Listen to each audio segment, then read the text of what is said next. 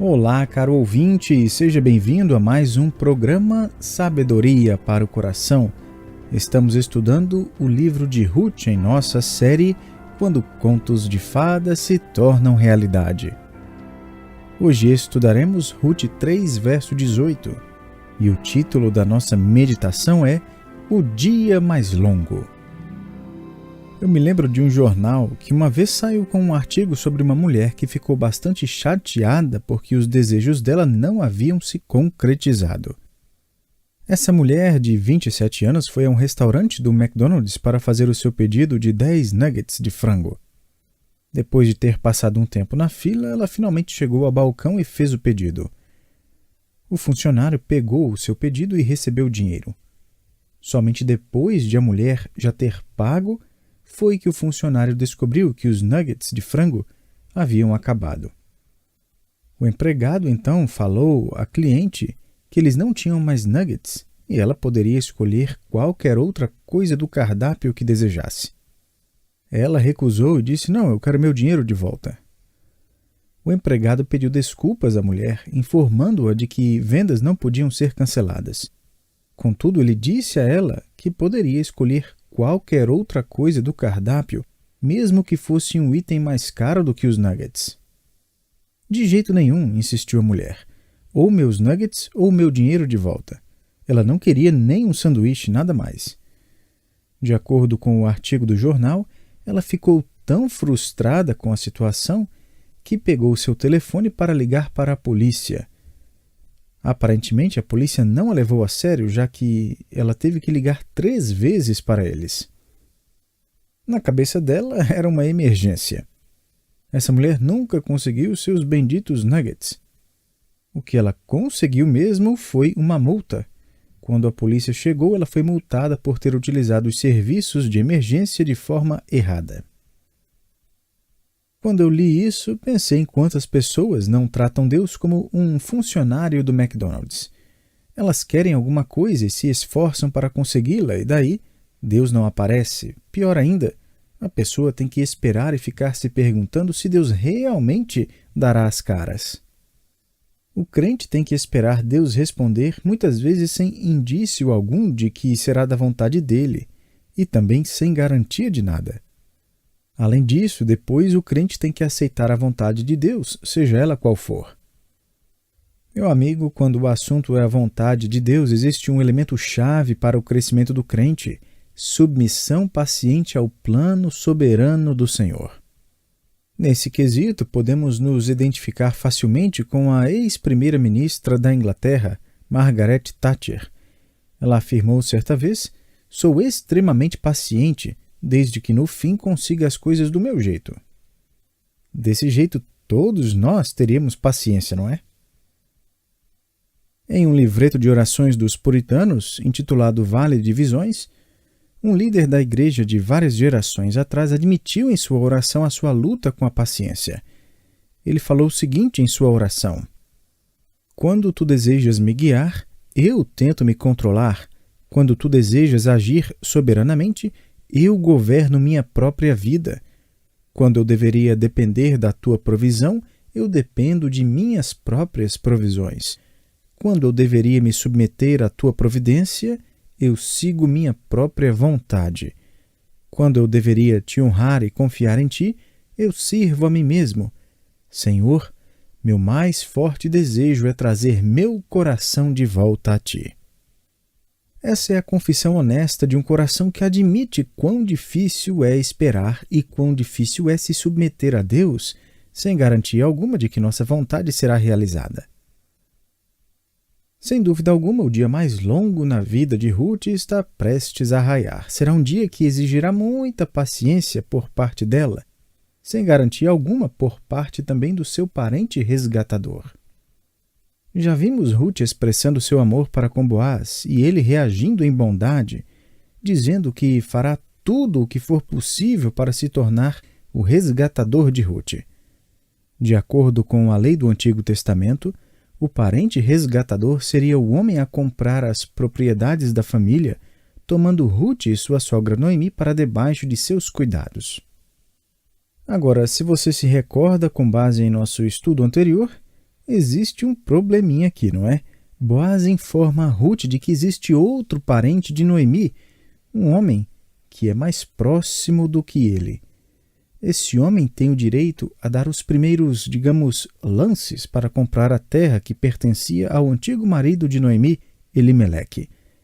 Esse outro indivíduo também tem o direito aos primeiros lances em Ruth. Ele tem prioridade para escolher recusar redimi-la ou escolher se casar com Ruth, tomando-a juntamente com sua sogra para debaixo dos seus cuidados. O assunto aqui não é amor. Isso aqui envolve a lei. Tanto Boaz como Ruth, numa demonstração incrível de bom caráter e honestidade, revelam que estão realmente dispostos a se submeter à lei, à palavra do Senhor. Vamos abrir novamente nossas Bíblias em Ruth, capítulo 3. Note as palavras de promessa de Boaz a Ruth proferidas na eira lá naquela noite, quando expressaram o seu amor um para com o outro. Veja o verso 13. Fica-te aqui esta noite, e será que pela manhã, se ele te quiser resgatar, bem está que te resgate. Porém, se não lhe apraz resgatar-te, eu o farei tão certo como vive o Senhor. Gosto do último comentário que revela a paixão e a emoção de Boaz. Eu o farei tão certo como vive o Senhor.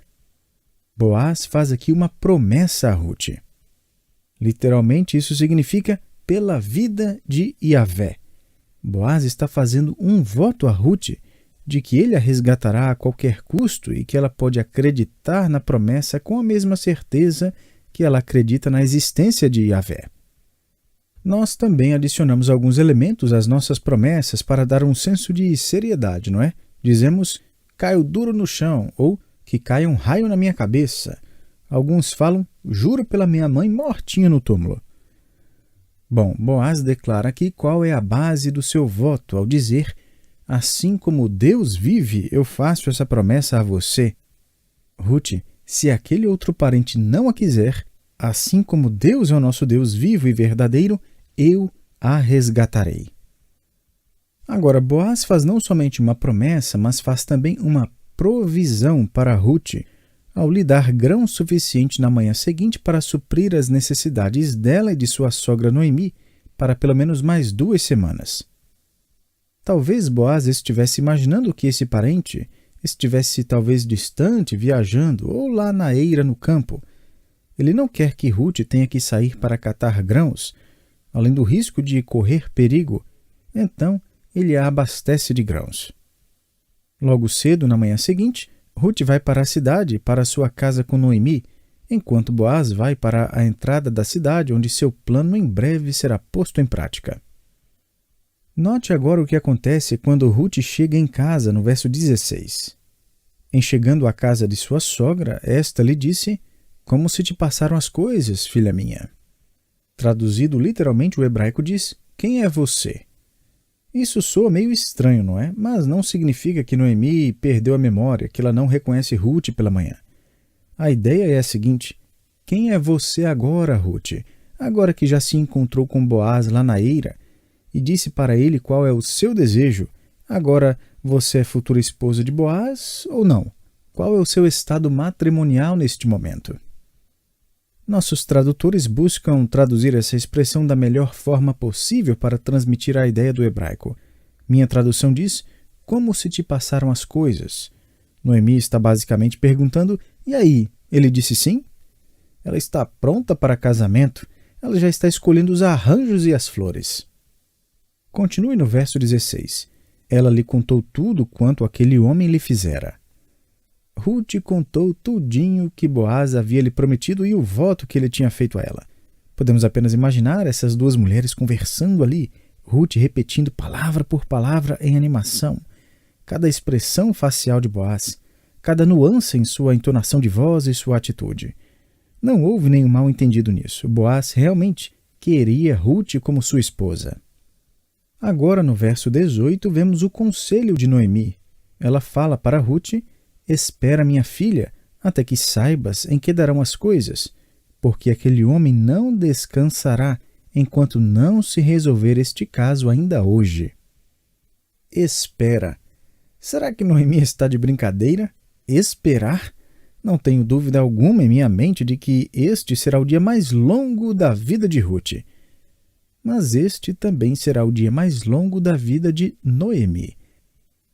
Ela e Ruth provavelmente enlouqueceram naquele dia, espiando pela janela, olhando pela brechinha da porta, em busca de algum sinal, de algum mensageiro ou um parente trazendo novidades. Espera. Não negligencie isso. Não há nada que Ruth possa fazer. Ela não tem autoridade ou poder algum para redimir a si mesma. A lei apenas revelava a condição na qual ela se encontrava e a total dependência que ela deveria ter em seu Redentor. Que figura poderosa é essa do crente, da noiva de Cristo! Assim como Ruth, a única coisa que fizemos foi dizer a Cristo que o amamos e que desejamos ser conduzidos debaixo de sua autoridade e cuidado, que desejamos ser protegidos debaixo de suas asas. Quando dissemos isso, descobrimos que Cristo já nos amou primeiro. Somente Cristo é capaz de satisfazer as condições legais que nos mantêm presos a outra família. Somente Ele pode pagar o preço da redenção, tomar sobre si o nosso débito, nos trazer para dentro de sua família como sua esposa escolhida. Espere, Ruth, espere. Será que alguém gosta de esperar sentado por algo muito importante? Será que existe alguém muito paciente ouvindo esta pregação? Eu me lembro de quando ainda estava no ensino fundamental. Eu tinha um medo tremendo dos famosos relatórios de progresso que meus pais recebiam dos professores. As notas ficavam em uma coluna e na coluna ao lado havia outra seção na qual os professores escreviam alguns comentários. Meus pais levavam essa outra seção com muito mais seriedade do que a seção das notas. Para mim era só perda. Os comentários eram somente: ele precisa se sentar quieto, conversa muito durante a aula, incomoda demais os seus coleguinhas. Agora, como uma criança espera quieta quando ela sabe que dentro de alguns instantes será o recreio, será a hora do lanche, ou talvez a aula de educação física? Tem coisa interessante acontecendo mais adiante. Sinceramente, esse é um desafio constante em minha vida. Talvez seja um desafio na sua vida também. Espere, seja paciente enquanto nosso Redentor realiza a obra. O modo imperativo do verbo hebraico sebi também transmite a ideia de ficar parado ou ainda ficar calmo. O verbo é utilizado em referência a um fazendeiro que aguarda o crescimento de sua lavoura.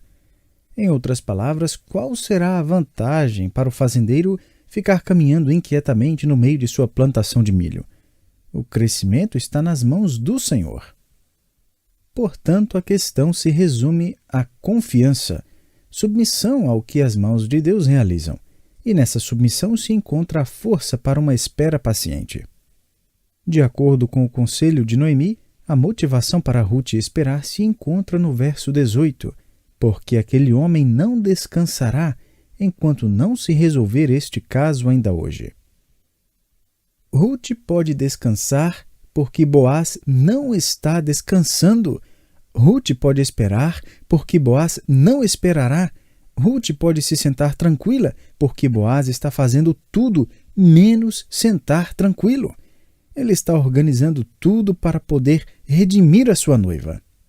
Talvez você se recorde da cena fascinante logo após os israelitas terem deixado o Egito depois da última praga ter eliminado os primogênitos da terra do Egito. O povo correu para sair em liberdade. Contudo, o coração de Faraó se transformou e, em uma ira violenta, comandou 600 carruagens debaixo de sua própria direção. Ele também deu ordens para que todas as carruagens e soldados do império marchassem para perseguir o povo de Israel. Os israelitas estavam acampados à beira do Mar Vermelho, um mar alimentado pelas águas do Oceano Índico e que, em média, tem em torno de 500 metros de profundidade. E é por esse motivo que chamamos isso de milagre. O mar era um obstáculo intransponível, o que fica evidente pelo pânico do povo que havia ali sido encurralado. Daí Deus diz ao povo de Israel por meio de Moisés: não temais, aquietai-vos e vede o livramento do Senhor que hoje vos fará. O verbo aquietar aparece também em Jó 37,14, quando Jó ouve: inclina Jó os ouvidos a isto, para e considera as maravilhas de Deus. Aqui ele é traduzido como para.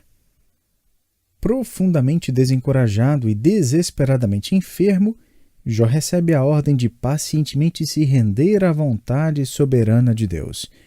E enquanto ele espera, ele deve considerar as maravilhas da criação de Deus. Pare, sente-se, fique quieto.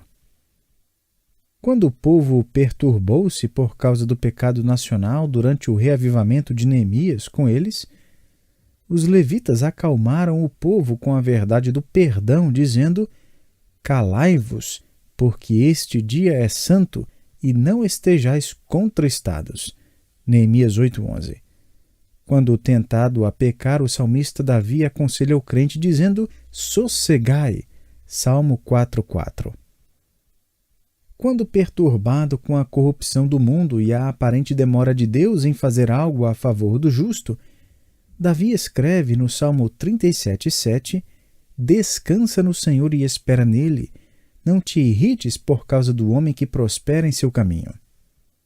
Obviamente, a passagem clássica na qual você provavelmente já pensou é aquela lá quando Davi cita o conselho de Deus, no Salmo 46:10. Aquietai-vos e sabei que eu sou Deus.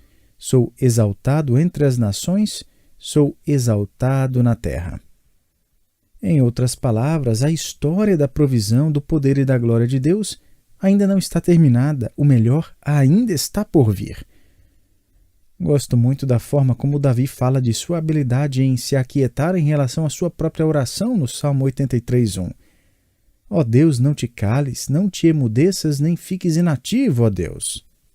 Algo semelhante está se passando na cabeça de Noemi. O crente pode se aquietar e se acalmar porque o seu Redentor não se aquieta e nem fica parado. Até mesmo neste exato instante, Cristo está intercedendo pelo crente.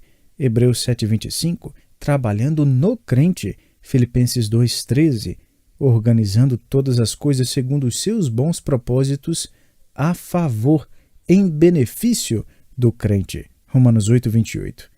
Portanto, meu querido, aquiete-se, sente-se, porque Deus não está.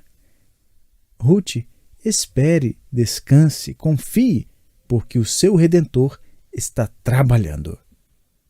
Um autor escreveu sobre certos momentos de sua vida na infância. Quando ainda menino, ele se aconchegava no banco de trás do carro quando sua família viajava longas distâncias. Ele disse: eu me sentia muito seguro com o papai no banco do motorista. Mas às vezes a sua avó viajava com eles. Ela se sentava bem próximo ao banco do motorista e ficava dando aquelas boas instruções a cada 5 minutos. Toda vez que vinha um carro na direção deles, ela gritava: cuidado, presta atenção, vá devagar. Alguns homens estão pensando agora: isso soa bastante familiar. Esse autor continuou escrevendo: estou convencido de que minha avó jamais, nunca aproveitou as viagens. Por quê? Porque ela não confiava no meu pai. E pelo fato de ela não confiar na sua direção, ela não podia descansar no decorrer da viagem. Gosto muito da maneira como ele resume a história. Tanto minha avó como eu chegávamos ao nosso destino ao mesmo tempo.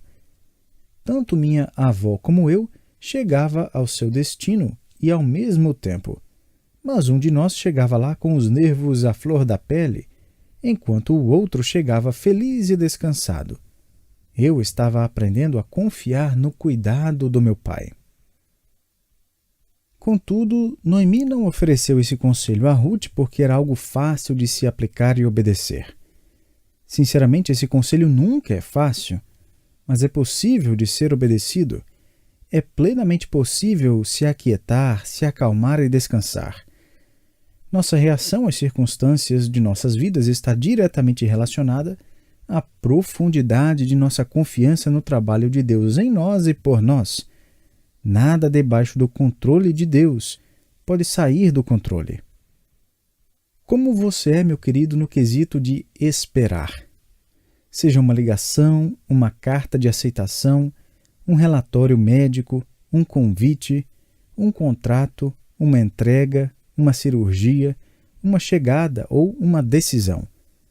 Precisamos de uma visão diferente do cuidado, da administração e do ministério que o nosso Redentor realiza sem a nossa ajuda.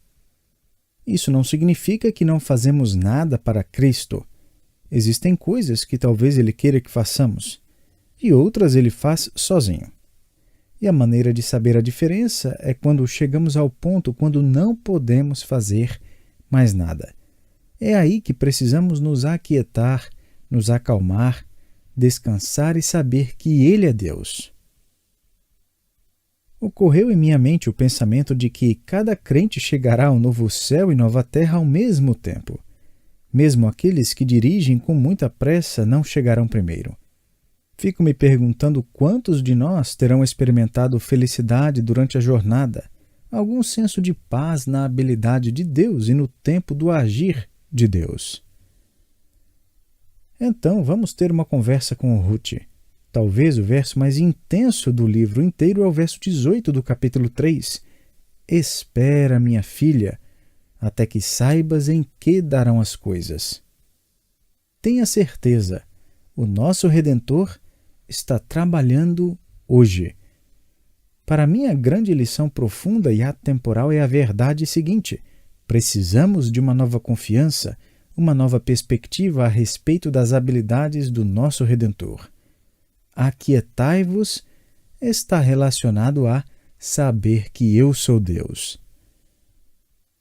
A duração do longo dia de Ruth e talvez do seu longo dia também, talvez bem além de 24 horas, somente aumenta nosso senso de alegria quando o Redentor finalmente chega para nos levar ao lar, ou trazer resolução para tudo, ou prover um entendimento e talvez até mesmo uma resposta.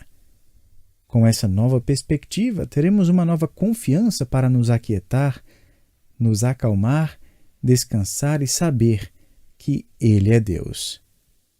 Lemos em Ruth capítulo 3, disse-lhe Noemi sua sogra: minha filha, não hei de eu buscar-te um lar para que sejas feliz?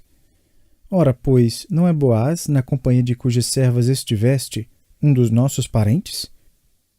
Eis que esta noite a limpará a cevada na eira. Banha-te e unge-te, e põe os teus melhores vestidos, e desce à eira, porém não te des a conhecer ao homem, até que tenha acabado de comer e beber. Quando ele repousar, notarás o lugar em que se deita. Então chegarás e lhe descobrirás os pés e te deitarás. Ele te dirá o que deves fazer. Respondeu-lhe Ruth: tudo quanto me disseres farei. Então foi para a eira e fez conforme tudo quanto sua sogra lhe havia ordenado. Havendo, pois, Boaz comido e bebido, e estando já de coração tanto alegre, veio deitar-se ao pé de um monte de cereais. Então chegou ela de mansinho, e lhe descobriu os pés, e se deitou. Sucedeu que, pela meia-noite, assustando-se o homem, sentou-se, e eis que uma mulher estava deitada a seus pés. Disse-lhe: quem és tu? Ela respondeu: sou Ruth, tua serva. Estende a tua capa sobre a tua serva, porque tu és resgatador. Disse ele: bendita sejas tu do Senhor, minha filha. Melhor fizeste a tua última benevolência que a primeira, pois não foste após jovens, quer pobres, quer ricos. Agora, pois, minha filha, não tenhas receio. Tudo quanto disseste eu te farei, pois toda a cidade do meu povo sabe que és mulher virtuosa. Ora, é muito verdade que eu sou resgatador, mas ainda outro resgatador há mais chegado do que eu. Fica-te aqui esta noite, e será que pela manhã, se ele quiser te resgatar, bem será que te resgate. Porém, se não lhe apraz resgatar-te, eu o farei, tão certo como vive o Senhor. Deita-te aqui até amanhã. Ficou-se, pois, deitada a seus pés até pela manhã e levantou-se antes que pudessem conhecer um ao outro. porque ele disse: não se saiba que veio mulher à eira. Disse mais: dá-me o manto que tens sobre ti e segura-o. Ela o segurou. Ele o encheu com 6 medidas de cevada e lhe o pôs às costas. Então entrou ela na cidade. Em chegando à casa de sua sogra, esta lhe disse: como se te passaram as coisas, filha minha? Ela lhe contou tudo quanto aquele homem lhe fizera. E disse ainda: estas 6 medidas de cevada ele mas deu e me disse: não voltes para a tua sogra sem nada. Então lhe disse Noemi: espera, minha filha, até que saibas em que darão as coisas, porque aquele homem não descansará enquanto não se resolver este caso ainda hoje. Convido você a se juntar a nós para o nosso próximo estudo, o selo de uma sandália, baseado em Rute capítulo 4, do verso 1 ao verso 12. Veremos a interação entre Boaz e os demais líderes da cidade, enquanto ele conversa com outro potencial resgatador de Rute. Portanto, espero você para o nosso próximo encontro. Que Deus o abençoe e até lá!